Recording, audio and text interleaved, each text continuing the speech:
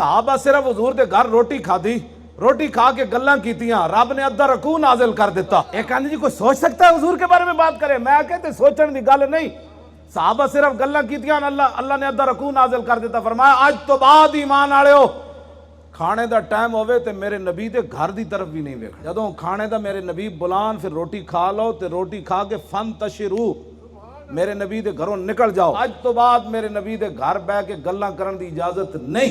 کہ صحابہ کی گلاں کیتی ہونیاں نے، پلاٹ خریدنا مدینہ پاک کے، سوسائٹیاں بن رہی ہیں سن، انہیں یہی کیتی سن گلاں۔ کتنے اسی خوش نصیب ہاں کہ رسول اللہ تشریف لے آئے، سانو جناب اپنا جلوہ وکھایا، حضور دا غلامی سان، ایہی گلاں کیتیاں۔ فرمایا نہیں، میرے نبی دے دل تے گزر گئی بات، بھئی تسی روٹی کھا کے اٹھے کیوں نہ ہو؟